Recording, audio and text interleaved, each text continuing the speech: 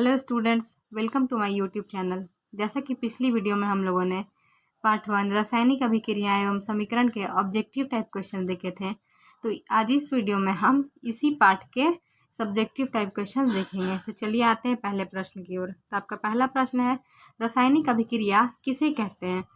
तो इसका जवाब है, जब दो या दो से अधिक पदार्थ आपस में क्रिया करके नए गुण वाले पदार्थ बनाते हों, तो इस प्रकार की क्रिया को हम रासायनिक अभिक्रिया कहते हैं। रासायनिक अभिक्रिया को अंग्रेजी में केमिकल इक्वेशन कहते हैं। तो कह रहा है कि जब दो या दो से अधिक पदार्थ आपस में क्रिया करके नए गुण वाले पदार्थ बनाते हों या भिन्न भिन्न गुण वाले पदार्थ बनाते हों, तो इस प्रकार की क्रिया को हम रासायनिक अभिक्रिया कहेंगे। तो जैसे एग्जाम्पल में कार्बन प्लस ऑक्सीजन, ये दोनों अलग अलग हैं, तो कार्बन और ऑक्सीजन के मेल से आपका कार्बन डाइऑक्साइड बना। तो वही कह रहा है कि दो या दो से अधिक पदार्थ, यहाँ पे दो पदार्थ हैं और इनके मेल से एक नया पदार्थ बन रहा है, तो ये पूरी प्रक्रिया आपकी रासायनिक समीकरण कहलाएगी। तो रासायनिक समीकरण में किसे कहते हैं? जब दो या दो से अधिक पदार्थ आपस में क्रिया करके कोई नए गुण वाला पदार्थ बनाते हैं, तो उसे हम रासायनिक अभिक्रिया कहते हैं। और रासायनिक अभिक्रिया में भाग लेने वाले पदार्थों को अभिकारक और बनने वाले पदार्थों को हम प्रतिफल कहते हैं। चलिए अब नेक्स्ट क्वेश्चन की ओर चलते हैं। तो आपका क्वेश्चन नंबर 2 है, रासायनिक समीकरण किसे कहते हैं, यानी केमिकल इक्वेशन किसे कहेंगे? ऊपर में हमने जाना रासायनिक अभिक्रिया किसे कहेंगे, अब हम यहाँ जानेंगे कि रासायनिक समीकरण क्या होता है, उसे क्या कहते हैं। तो चलिए आपका उत्तर है, किसी रासायनिक अभिक्रिया में भाग लेने वाले अभिकारकों तथा बनने वाले प्रतिफलों को संकेतों एवं सूत्रों की सहायता से संक्षिप्त निरूपण करना रासायनिक समीकरण कहलाता है।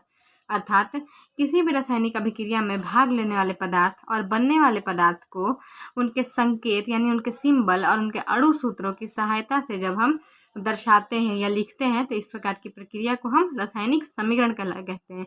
यानी अभिकारकों और प्रतिफलों को उनके अणु सूत्रों और संकेतों के माध्यम से लिखना ही रासायनिक समीकरण कहलाता है। जैसे ये हाइड्रोजन है और ऑक्सीजन है और यहाँ पे आपका H2O यानी जल प्राप्त हुआ है, तो हमने इसको H2 + O2, ये एरो साइन H2O लिखा, तो ये आपका ये है अणु सूत्र है और हाइड्रोजन का, ऑक्सीजन का और ये जल का।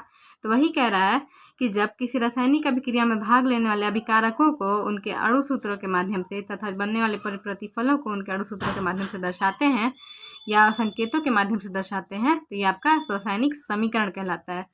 और रासायनिक समीकरण जो होते हैं वो आपके दो प्रकार के होते हैं। पहला होता है संतुलित रासायनिक समीकरण और दूसरा होता है असंतुलित रासायनिक समीकरण।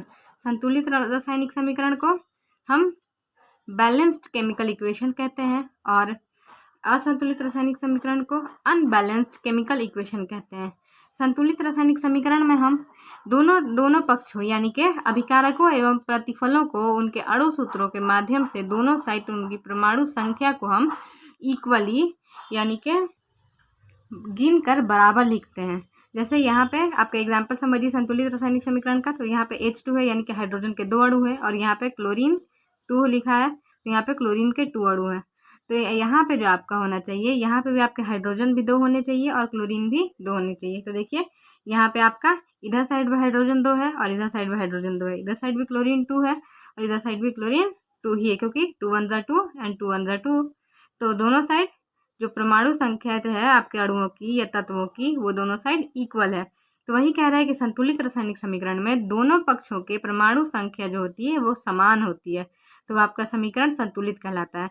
और असंतुलित रासायनिक समीकरण वैसा रासायनिक समीकरण जिनमें दोनों पक्षों के तत्वों की परमाणु संख्याएं या अणु संख्या समान नहीं होती है, तो वह आपका असंतुलित रासायनिक समीकरण कहलाता है। जैसे देखिए यहाँ पे H2 इधर साइड हाइड्रोजन के 2 अणु है और इधर साइड क्लोरीन के 2 अणु है, बट जो आपका प्रतिफल तैयार हुआ है इसमें आपका सिर्फ HCl है, यानी कि हाइड्रोजन भी सिंगल है और क्लोरीन भी सिंगल है, तो ये आपका समीकरण असंतुलित रासायनिक समीकरण कहलाएगा। अब यहाँ पे एक सवाल बनता है कि जो समीकरण को संतुलित करना क्यों जरूरी है? तो समीकरण को संतुलित करना इसलिए आवश्यक है क्योंकि द्रव्यमान संरक्षण के नियमानुसार द्रव्यमान संरक्षण के नियमानुसार कोई भी द्रव्य अर्थात पदार्थ ना तो नष्ट हो सकते हैं और ना ही उन्हें बनाया जा सकता है।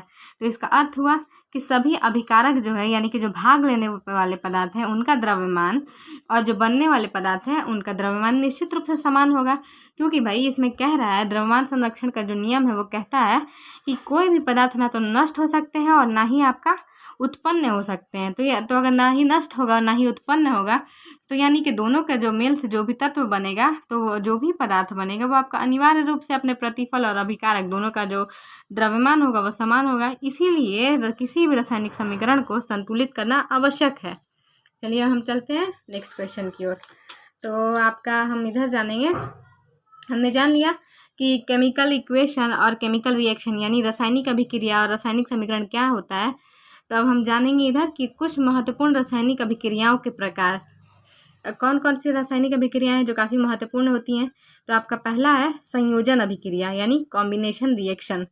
तो संयोजन अभिक्रिया किसे कहते हैं। तो लिखा है दो या दो से अधिक पदार्थों के संयोग से नए भिन्न भिन्न गुण वाले पदार्थों के बनने की क्रिया को संयोजन अभिक्रिया कहते हैं। यानी संयोजन अभिक्रिया क्या है। तो वैसी रासायनिक अभिक्रिया जिसमें दो या दो से अधिक पदार्थ आपस में संयोग करके नए गुण या भिन्न भिन्न गुण वाले तत्वों को पदार्थों को बनाते हैं, तो इस प्रकार की क्रिया को हम संयोजन अभिक्रिया कहते हैं। जैसे इसका एग्जाम्पल देखिए, यहाँ पे आपका CaO यानी कि कैल्शियम ऑक्साइड, ये आपका चूना है और जो सॉलिड फॉर्म में होता है। और जब हम चूने को H2O अर्थात लिक्विड, तो जब हम कैल्शियम ऑक्साइड यानी चूने को जल के साथ अभिक्रिया करवाते हैं तो हमें कैल्शियम हाइड्रोक्साइड अर्थात बूझा चूना प्राप्त होता है। यहाँ लिखा है क्या, संयोजन अभिक्रिया किसे कहेंगे कि जब दो या दो से अधिक पदार्थ आपस में संयोग करके, ये दो पदार्थ हैं आपका कैल्शियम ऑक्साइड यानी बूझा चूना और ये जल, ये दूसरा पदार्थ है। तो वही कह रहा है कि जब दो या दो से अधिक पदार्थ आपस में क्रिया करके कोई नए गुण वाला पदार्थ बनाते हैं तो उसे हम संयोजन अभिक्रिया कहेंगे। तो इसमें आपका कैल्शियम ऑक्साइड चूना और जल आपस में क्रिया करके कैल्शियम हाइड्रोक्साइड अर्थात बूझा चूना बनाते हैं। और बूझे चूने का उपयोग हम दीवारों को पेंट करने के लिए करते हैं, यानी दीवारों की सफ़ेदी के लिए बूझे चूने का उपयोग किया जाता है। और बूझा चूना जो होता है उसका उपयोग क्यों किया जाता है दीवारों की सफ़ेदी के लिए, क्योंकि यह चूना जो है आपका कार्बन डाइऑक्साइड के साथ अभिक्रिया करके दीवारों पर एक कैल्शियम कार्बोनेट अर्थात कैल्शियम कार्बोनेट की एक परत बना देता है जिससे दीवारों पर चमक आ जाती है। तो आपने समझा कि कैल्शियम ऑक्साइड जब जल के साथ अभिक्रिया करता है तो हमें प्रतिफल के रूप में का बूझा चूना यानी कि कैल्शियम हाइड्रोक्साइड प्राप्त होता है। और कैल्शियम हाइड्रोक्साइड का उपयोग हम दीवारों की सफ़ेदी करने के लिए करते हैं, क्योंकि कैल्शियम हाइड्रोक्साइड जब दीवारों पर सफ़ेदी हो जाती है तो उसके पश्चात वो कार्बन डाइऑक्साइड के साथ अभिक्रिया करके कैल्शियम कार्बोनेट का दीवार पर एक परत बना देता है जो दीवारों में चमक उत्पन्न करती है। तो यह क्रिया जो है आपको संयोजन अभिक्रिया को दर्शाती है। अब आते हैं हम दूसरी अभिक्रिया की ओर। आपकी दूसरी अभिक्रिया है वियोजन अभिक्रिया। वियोजन अभिक्रिया को हम विस्थापन अभिक्रिया भी कहते हैं। वियोजन अभिक्रिया डीकम्पोजिशन रिएक्शन। तो इसका है ताप के प्रभाव में किसी बड़े यौगिक का टूटकर दो या दो से अधिक सरल यौगिकों में बदलने की क्रिया को हम वियोजन या अपघटन अभिक्रिया कहते हैं।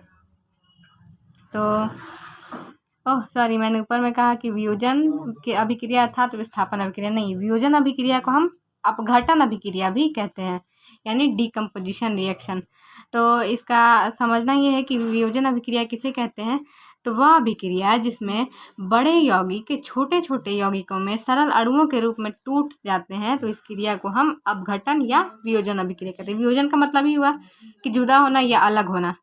तो वही है कि अगर कोई बड़ा यौगिक छोटे छोटे टुकड़ों में बट जाता है या सरल यौगिकों में बदल जाता है तो इस क्रिया को हम वियोजन या अपघटन अभिक्रिया कहेंगे। तो आइए एग्जाम्पल से समझते हैं। तो लिखा है कैल्शियम कार्बोनेट, यही आपका कैल्शियम कार्बोनेट है। तो कैल्शियम कार्बोनेट जब आपका टूटता है ताप के प्रभाव, ये जो सिंबल है आपका ये ताप का सिंबल है, हीट का, ताप यानी हीट।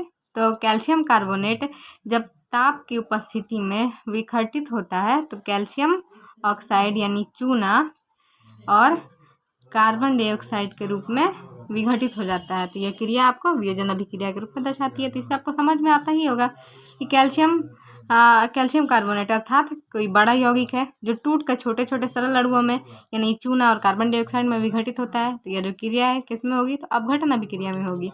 तो आते हैं हम नेक्स्ट क्वेश्चन की ओर। तो आपका क्वेश्चन नंबर 3 है विस्थापन अभिक्रिया या डिस्प्लेसमेंट रिएक्शन। तो किसी अणु में उपस्थित परमाणु या परमाणु के समूह के द्वारा दूसरे क्रियाशील परमाणु द्वारा विस्थापित होने की क्रिया को हम विस्थापन अभिक्रिया कहते हैं।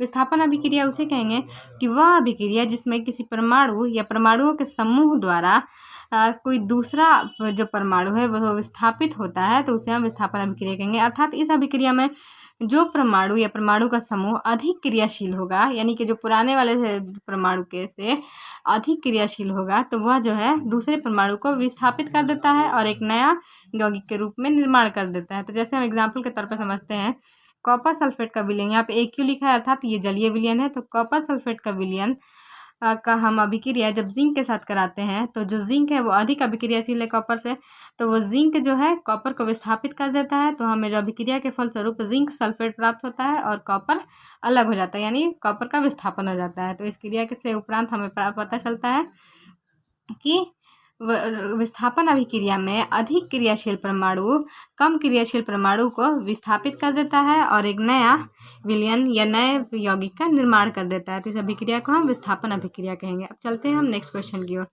नेक्स्ट अभिक्रिया की ओर। तो आपकी चौथी अभिक्रिया है उभय विस्थापन अभिक्रिया यानी डबल डिस्प्लेसमेंट रिएक्शन। तो इसका है दो अभिकारकों के बीच परमाणुओं के आदान प्रदान से नौ यौगिकों के बनने की प्रक्रिया को हम उभय विस्थापन अभिक्रिया कहते हैं। यानी दो अभिकारक यानी कि दो भाग लेने वाले पदार्थ हैं, उनके परमाणुओं का आपस में आदान प्रदान यानी एक्सचेंज होकर आपस में ही वो दोनों एक दूसरे से बदली खाएंगे, तो उस प्रक्रिया को ही हम उभय विस्थापन अभिक्रिया कहेंगे। इसमें कोई अन्य पदार्थ नहीं आएगा, यही जो पदार्थ है, यही जो तत्व है, यही जो अभिकारक है वो आपस में एक्सचेंज होगा, तो इस प्रक्रिया को ही हम उभय विस्थापन अभिक्रिया कहेंगे। अर्थात उभय विस्थापन अभिक्रिया में जो भाग लेने वाले अभिकारक होते हैं वो आपस में ही परमाणुओं की अदला बदली करते हैं और एक नए पदार्थ का या नए यौगिक का निर्माण करते हैं। तो एग्जाम्पल के माध्यम से समझते हैं कि सिल्वर नाइट्रेट जब सोडियम क्लोराइड के विलयन में सिल्वर नाइट्रेट को हम सोडियम क्लोराइड के विलयन में डालते हैं, तो आपका जो है सोडियम क्लोराइड और सोडियम नाइट्रेट प्राप्त होता है। अर्थात जब हम सोडियम क्लोराइड के विलयन में सिल्वर नाइट्रेट को डालते हैं तो हमें सोडियम नाइट्रेट के विलयन में एक सफ़ेद अवक्षेप के रूप में सिल्वर क्लोराइड प्राप्त होता है, जो दर्शाता है उभय विस्थापन अभिक्रिया को। तो उम्मीद है आप सभी को अच्छे से समझ में आया होगा। तो फ्रेंड्स, आगे के अदर क्वेश्चन हम दूसरी वीडियो में देखेंगे। आज के लिए बस इतना ही। आपको मेरी वीडियो पसंद आई तो इसे शेयर कीजिए, सपोर्ट कीजिए एंड सब्सक्राइब कीजिए। Thank you.